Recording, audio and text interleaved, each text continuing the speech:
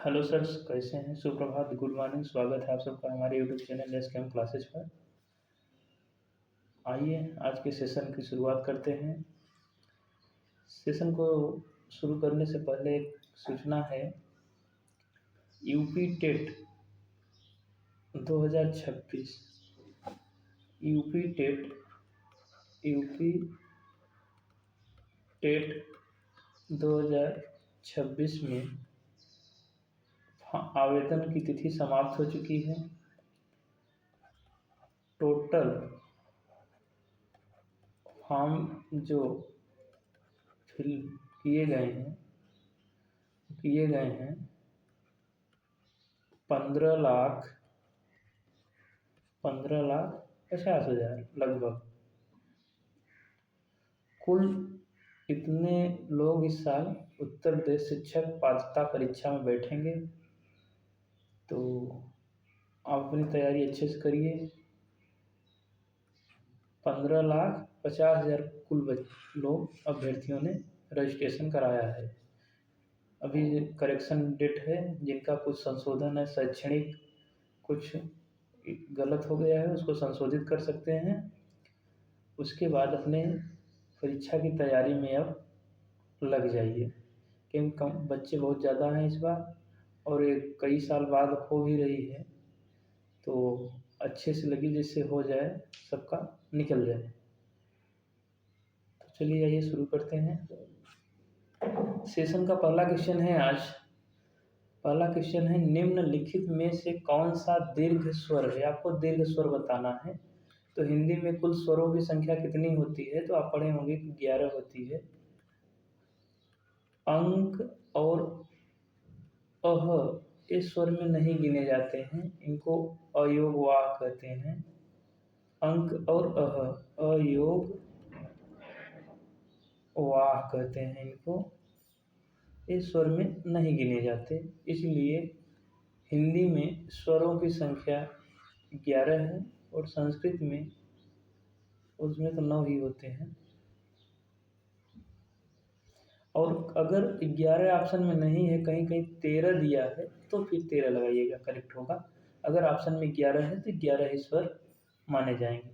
तो चलिए देखिए, क्वेश्चन नंबर पहला है, निम्नलिखित में से कौन सा दीर्घ स्वर है? दीर्घ स्वर बताना है आपको। तो देखिए, क्या ऑप्शन नंबर 1 छोटा अ है, ऑप्शन नंबर 2 छोटी ई है, ऑप्शन नंबर 3 यहाँ पर छोटा ऊ है, और ऑप्शन नंबर 4 ओ है।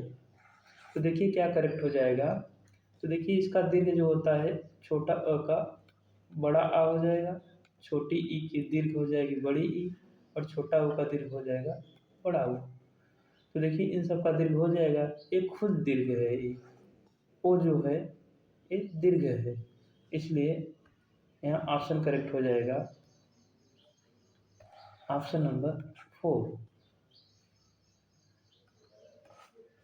चलिए क्वेश्चन नंबर सेकंड देखिए, निम्नलिखित में से कौन सा स्वर नहीं है? स्वर नहीं है, इसमें बताना है स्वर कौन सा नहीं है। तो क्या ये स्वर है? ऑप्शन नंबर 1 क्या ये स्वर है? ऑप्शन नंबर 2, ऑप्शन नंबर 3 क्या ये स्वर है? ऑप्शन नंबर 4 क्या ये स्वर है? तो देखिए ऑप्शन नंबर 1 जो है वह स्वर है, सही है। ऑप्शन नंबर 2 देखिए, वो भी स्वर है, ए भी स्वर है, ए भी। ऑप्शन नंबर 4 ए भी स्वर है। तो 3 हमारे जब सही हो गए, तो जो एक बच रहा है वो गलत हो जाएगा, क्योंकि क क्या है हमारा व्यंजन है, ये स्वर नहीं है। तो इस तरह भी प्रश्न पूछे जा सकते हैं कि निम्नलिखित में से कौन सा स्वर है, कौन सा स्वर नहीं है, निम्नलिखित में से कौन सा व्यंजन है, कौन सा व्यंजन नहीं है। इस तरह भी क्वेश्चन एग्जामिनर वहाँ बना देते हैं। तो ध्यान देखिएगा, निम्नलिखित में से कौन सा स्वर नहीं है। यहाँ पूछा गया स्वर नहीं है, अर्थात व्यंजन होना चाहिए, तो व्यंजन ऑप्शन नंबर 3 करेक्ट हो जाएगा। ये 3 हमारे स्वर हो गए, आ, ए और औ, ये स्वर हो गए। क्वेश्चन नंबर 3 देखिए, निम्नलिखित में से किसका उच्चारण स्थान तालु है? तालव्य। इसका उच्चारण स्थान तालव्य है। जिसका उच्चारण स्थान तालु से होता है, उसे हमें बताना है किसका उच्चारण स्थान तालु से होता है। तो देखिए, क्या ऑप्शन नंबर 1 है क, ग, घ, एक क वर्ग है, क वर्ग, ऑप्शन नंबर सेकंड है ट, ठ, ड, इसमें ट वर्ग है, अ, ई, स, इसको देखते हैं त, ध, न, ये है त वर्ग। अब देखिए उच्चारण स्थान क वर्ग का क्या हो, कलर चेंज करता हूँ,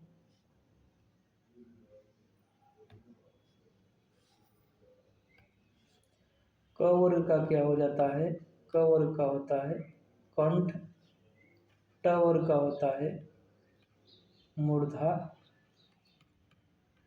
और त वर्ग का होता है दंत। अब उसके बाद क्या बच रहा है, ई, छोटी ई, बड़ी ई और स, तो इसका उच्चारण स्थान हो जाएगा तालव्य। ई, च वर्ग और स, इसका उच्चारण स्थान होता है तालव्य। तो ऑप्शन नंबर करेक्ट हो जाएगा सेकेंड। तो देखिए इसका आंसर क्या हो जाएगा, ऑप्शन नंबर 3 हो जाएगा, ई और स। ये जो स है इसको अलग से भी पूछा जा सकता है, इसका उच्चारण स्थान क्या है, ताल। एक बार तीनों स के उच्चारण स्थान देख लीजिए। इस स का उच्चारण स्थान है ताल, इस स का उच्चारण स्थान है दंत और इस स का उच्चारण स्थान है मूर्धा। तो कभी कभी तीनों स का भी एक साथ पूछ लेता है कि इनका उच्चारण स्थान क्या है। तो इस स का आएगा ताल लिखेंगे, इस वाले का आएगा तो दंत कहेंगे, इस वाले का आएगा तो मूर्धा कहेंगे। फिलहाल इसका आंसर क्या हो जाएगा, ऑप्शन नंबर 3 करेक्ट हो जाएगा। ताल किसका उच्चारण स्थान है, तो ई, छोटी, बड़ी और स का हो जाएगा। चलिए क्वेश्चन नंबर 4 देखते हैं। क्वेश्चन नंबर 4 में क्या पूछा गया है, क्वेश्चन नंबर 4 में पूछा गया निम्नलिखित में से किसका उच्चारण स्थान दंत है। दंत किसका उच्चारण स्थान है, तो क्या है देखिए, क का होगा, क्या त का होगा, क्या च का होगा, क्या प का होगा, किसका होगा, तो देखिए क का होता है कंठ होता है, कंठ होगा, त का दंत होगा, च का ताल होगा और यहाँ पर प का ओष्ठ होगा। तो देखिए क्या सही हो जाएगा, दंत किसका उच्चारण स्थान दंत पूछा है, तो ऑप्शन नंबर क्या हो जाएगा सेकेंड, त वर्ग। यहाँ जो त वर्ग है इसका उच्चारण स्थान हो जाएगा दंत। त वर्ग है त, थ, द, ध, न, इन सब का उच्चारण स्थान दंत होगा। चलिए क्वेश्चन नंबर 5 को देखिए। क्वेश्चन नंबर 5 पूछा गया निम्नलिखित में से कौन सा अल्प विराम है। अल्प विराम, हम विराम के बारे में जानेंगे। कुल विराम हिंदी में विराम कुल है 20 है। देखिए इसको हम कहते हैं अल्प विराम, इसको कहते हैं हम, इस तरह लिखा होता है तो कहते हैं अर्ध विराम, इस तरह लिखा होता है पूर्ण विराम, इसको क्वेश्चन मार्क कहते हैं, इस त्रुटिबोधक कहते हैं, इसको लाघव चिन्ह कहते हैं। और देख लेते हैं कुछ यहाँ पर, इसको निर्देशक डैश चिन्ह कहते हैं, इसको इनवर्टेड कामा या उद्धरण चिन्ह कहते हैं या अवतरण चिन्ह कहते हैं। इस तरह के विराम आपको याद होने चाहिए। कुल 20 विराम हैं। तो देखिए पूछा क्या गया, कौन सा अल्प विराम है, तो अल्प विराम इसमें से क्या हो जाएगा, option number 1, option number 2, option number 3 और ऑप्शन नंबर 4। तो देखिए ऑप्शन नंबर 1 में जो है दिया गया है अर्ध विराम। क्या दिया गया है, अर्ध विराम, अर्ध विराम दिया गया है। ऑप्शन नंबर 2 में दिया है प्रश्नवाचक, प्रश्नवाचक। ऑप्शन नंबर 3 में दिया है आश्चर्यजनक, आश्चर्य चकित या आश्चर्य विस्मय बोधक इसी कहते हैं, इसी को विस्मय बोधक भी कहते हैं। और यहाँ पर देखिए दिया गया है अल्प विराम, इसको कहते हैं अल्प विराम। तो देखिए क्या करेक्ट हो जाएगा, ऑप्शन नंबर 4 करेक्ट हो जाएगा। देखिए इसका आंसर क्या हो जाएगा, ऑप्शन नंबर 4। क्वेश्चन नंबर 6 देखिए निम्नलिखित में से कौन सा त्रुटि पूर्ण विराम है। त्रुटि, जो त्रुटि हो जाती है तो हम लोग इसे मान लो कोई सब छूट गया तो उसके लिए हम ऐसे करके ऊपर लिख देते हैं, तो उसी को कहते हैं त्रुटि विराम। देखते हैं कौन सा है। देखिए क्या है, ये डैश चिन्ह है। ऑप्शन नंबर 1 में डैश दिया गया है, ऑप्शन नंबर 2 में दिया गया है त्रुटि बोधक दिया गया है, ऑप्शन नंबर 3 में दिया है विस्मय बोधक इसमें विस्मय बोधक है। और इसको कहते हैं उपविराम या विसर्ग। किसी को उपविराम या किसी को विसर्ग कहते हैं। क्या कहते हैं? विसर्ग। तो देखिए, इसी को उपविराम भी कहते हैं, उपविराम, और इसी को विसर्ग भी कहते हैं। देखिए क्या सही हो जाएगा? त्रुटि विराम पूछा है इसमें। त्रुटि विराम क्या है? तो त्रुटि विराम ऑप्शन नंबर 2 करेक्ट हो जाएगा। इसका आंसर होगा ऑप्शन नंबर त्रुटि। इसका प्रयोग कैसे होता है? जैसे हम कोई शब्द ऐसे ऐसे लिख रहे हैं, यहाँ पर कुछ छूट गया, फिर आगे इसको हम ऐसे करके यहाँ लिख देते हैं। ठीक, यही होता है त्रुटि विराम।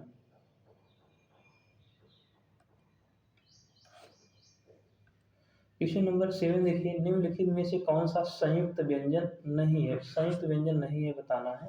तो क्या ऑप्शन नंबर 1 संयुक्त व्यंजन है, ऑप्शन नंबर 2 संयुक्त व्यंजन है, ऑप्शन नंबर 3 संयुक्त व्यंजन है, ऑप्शन नंबर 4 क्या ये संयुक्त व्यंजन है? चलिए देखते हैं। देखिए, छ जो होता है बनता है क प्लस इस वाले स से मिलकर बनता है छ। त्र जो बनता है त से बनता है और प्लस र से बनता है।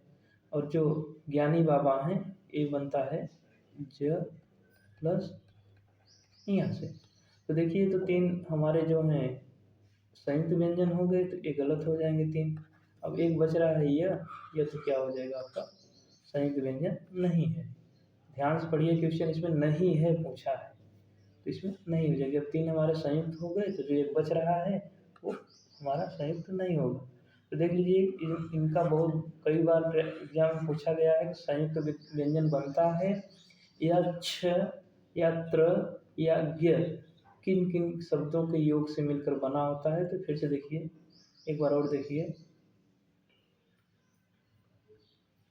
जो छ बनता है वो क प्लस इस वाले स से मिलकर बनता है। कौन बनता है? छ।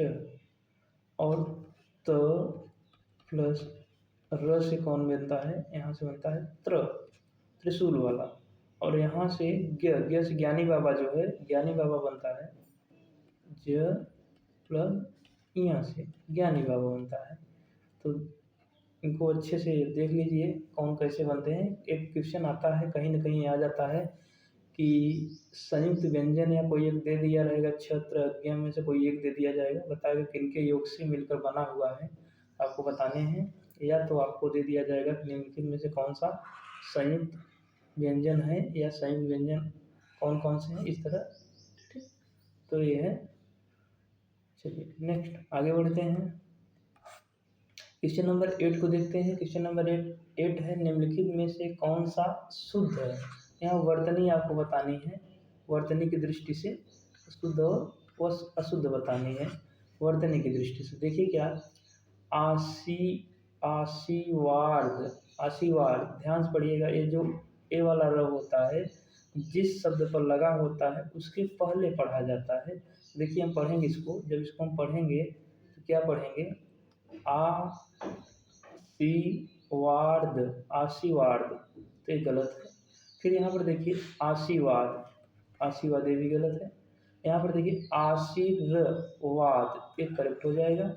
और यहाँ पर देखिए अभिशाप, इसका कोई मतलब नहीं होता। अभिशाप भी अगर लिखा होता तो इस तरह लिखा जाता है शुद्ध में, अभिशाप इस तरह लिखा जाता है, तो करेक्ट ऐसे होता। लेकिन यहाँ पर ये वाला सा लगा है, इसलिए गलत है। तो 3 जब गलत हो गए तो हमारा एक जो बच रहा है वही करेक्ट होगा, तो वही आंसर हो जाएगा। तो इसका आंसर होगा ऑप्शन नंबर 3 आशीर्वाद। चलिए क्वेश्चन नंबर 9 देखिए। क्वेश्चन नंबर 9 में दिया गया है कि निम्नलिखित में से कौन सा शुद्ध शब्द है? इसमें भी वर्तनी की दृष्टि से बताना है कौन सा शुद्ध है कौन सा अशुद्ध है। क्या एक कवित्री शुद्ध है? Option number 1। क्या ऑप्शन नंबर 2 रचयिता सही है?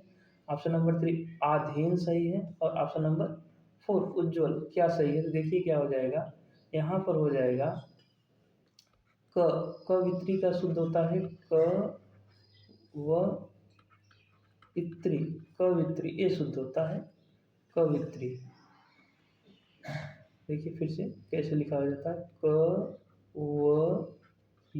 यम छोटी की मात्रा और यहाँ त्री, एक कवित्री लिखा होता है, इस करेक्ट होता है। और यहाँ पर रचयिता नहीं, यहाँ रचयिता छोटी ई की मात्रा होता तो करेक्ट हो जाता। और यहाँ पर हो जाएगा अधीन नहीं होता, किसी के अधीन होता है। जब भारत सरकार के अधीन, भारत सरकार के अधीन नहीं होगा, ये बोला जाएगा किसी के अधीन। राज्य सरकार के अधीन जैसे लिखना होगा तो किसी राज्य सरकार के अधीन, यहाँ अधीन लिखा जाएगा, अधीन नहीं। तो इस तरह आप सेंटेंस बनाकर भी सही गलत पकड़ सकते हैं। किसके अधीन, तो यहाँ अधीन करेक्ट होगा। तो इस तरह से हमारे 3 गलत हो जाएंगे। तो फिर एक जो बच रहा है ऑप्शन नंबर 4 एक करेक्ट हो जाएगा। उज्ज्वल, उज्ज्वल सही लिखा गया है, यहाँ पर उ होगा। उज्ज्वल कई बार एग्जाम में पूछा गया, इस तरह भी दे दिया जाता है, तो ये गलत है। यहाँ पर 2 ज होंगे और दोनों ज आधे होंगे, तब जाके सही होगा ऐसे।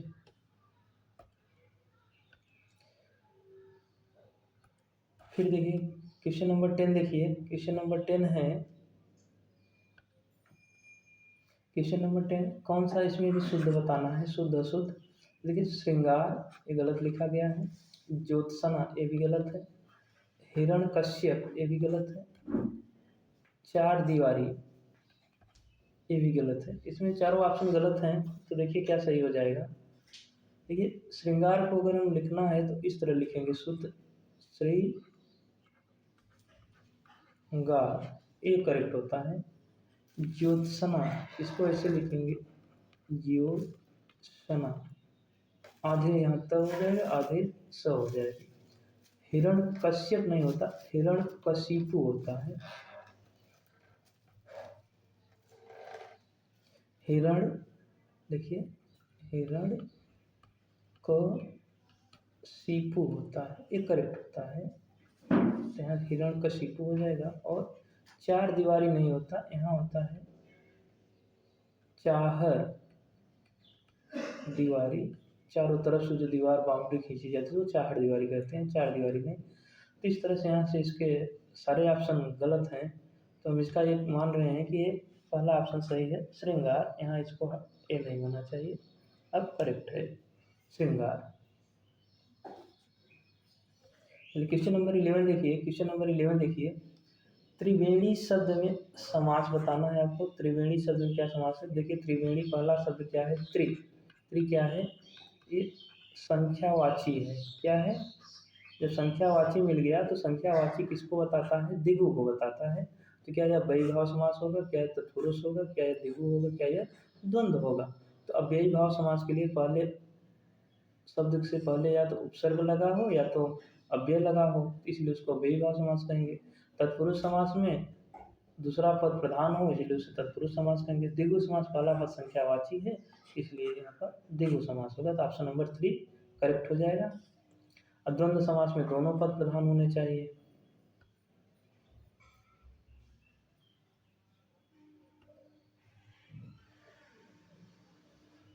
चलिए देखिए क्वेश्चन नंबर 12 देखिए,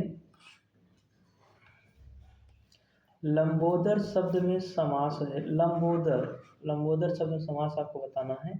तो देखिए क्या ऑप्शन नंबर 1 होगा कर्मधारय, ऑप्शन नंबर 2 बहुव्रीहि, ऑप्शन नंबर 3 द्विगु, ऑप्शन नंबर 4 नए तत्पुरुष समास। तो देखिए यहाँ पर क्या लंबोदर, लंबोदर शब्द का जब विग्रह करेंगे, समास विग्रह करेंगे, तो इसका आएगा लंबा उदर है किसका। अब लंबा उदर किसका है, तो यहाँ पर हो जाए गणेश जी।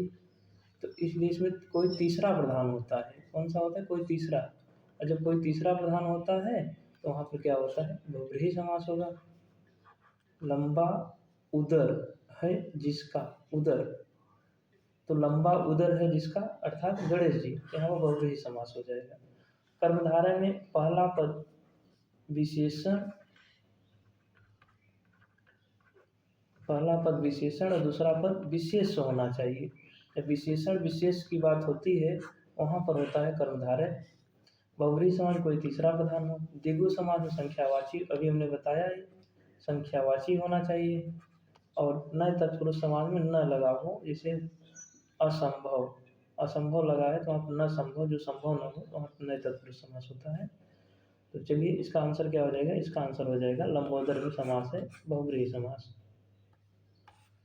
क्वेश्चन नंबर 13 देखिए, रसोई घर शब्द में समास है। अगर इस तरह आता है रसोई घर, देखिए रसोई घर में क्या हो जाएगा, रसोई, कलर चेंज करें, रसोई घर, रसोई घर के लिए समास हो जाएगा रसोई के लिए घर। किसके लिए घर है, रसोई के लिए घर, क्या है, रसोई के लिए घर। तो यहाँ पर क्या हो जाएगा, तत्पुरुष समास हो जाएगा, दूसरा पद प्रधान है, रसोई के लिए घर। जैसे विद्यालय, विद्या के लिए आलय, इसी तरह अगर शब्द आते हैं तो रसोई के लिए घर है तो यहाँ पर तत्पुरुष समास हो जाएगा। और शब्द के लिए तत्पुरुष के लिए जैसे ऋण मुक्त, ऋण से मुक्त, ये बार बार शब्द आते रहते हैं इसलिए ऋण मुक्त, ऋण मुक्त मीन्स होता है ऋण से मुक्त। इस स्वर्ग प्राप्त, स्वर्ग को प्राप्त, इसमें भी तत्पुरुष होगा, स्वर्ग प्राप्त, इसमें भी तत्पुरुष समास होगा, स्वर्ग को प्राप्त हुआ। मरणासन, मरण को आसन, उसमें भी तत्पुरुष समास होगा। इस तरह शब्द आएंगे तो तत्पुरुष समास होगा।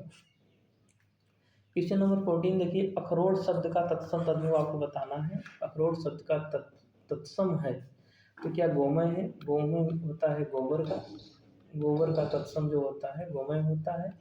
पर्यंक, पर्यंक जो होता है वो पलंग होती है, पलंग, पलंग का जो तत्सम होता है पर्यंक होता है। अछोट, अखरोट शब्द का अछोट हो जाएगा, ऑप्शन नंबर 3 करेक्ट हो जाएगा। अट्टालिका, अट्टालिका देखिए किसका होगा, अट्टालिका होगा अटारी शब्द का।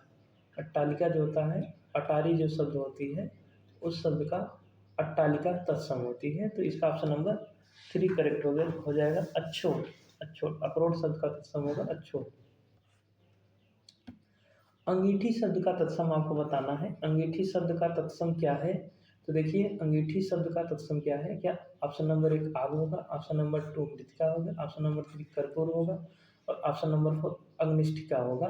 तो देखिए क्या हो जाएगा, ऑप्शन नंबर 1 जो है आग, ये तद्भव है आग शब्द का। मृतिका जो मिट्टी का तत्सम है, मिट्टी हो जाएगी। कपूर, कर्पूर जो है ये कपूर शब्द का, कपूर का तत्सम है। अग्निष्ठिका, ये ऑप्शन नंबर आपका 4 करेक्ट हो जाएगा। तो यहाँ से आपका ऑप्शन नंबर 4 करेक्ट हो जाएगा। अंगीठी शब्द का तत्सम क्या है, अंगीठी शब्द का तत्सम अग्निष्ठिका है। क्वेश्चन नंबर 16 है, इच्छु शब्द का तद्भव बताना है। इसको आपको खुद बताना है और आंसर कमेंट बॉक्स में लिखना है। इच्छु शब्द का तद्भव क्या है, क्या ऑप्शन नंबर 1 है आँख, ऑप्शन नंबर 2 है ईख, ऑप्शन नंबर 3 अच और ऑप्शन नंबर 4 पहिया। इसको आपको खुद को बताना है और कमेंट बॉक्स में आंसर देना है। आज के लिए सेशन में बस इतना ही। अगर आपको सेशन अच्छा लगा हो तो सेशन को लाइक सब्सक्राइब जरूर करिए और चैनल पर अगर पहली बार आए हैं तो चैनल को कमेंट करिए, लाइक करिए और सब्सक्राइब करिए। बस आज के सेशन के लिए इतना ही। मिलते हैं कल नेक्स्ट सेशन के साथ, नए प्रश्न के साथ, नए जोश के साथ और इसी तरह शानदार प्रश्नों की श्रृंखला लेकर, कंसेप्ट के साथ, कंसेप्ट प्लस थियरी के साथ, दोनों के साथ, जिससे कंसेप्ट भी क्लियर हो जाए और डिटेल भी, और आंसर आपको कैसे करना है पेपर में जिससे वो भी आपको पता चल जाए। तो धन्यवाद सेशन देखने के लिए।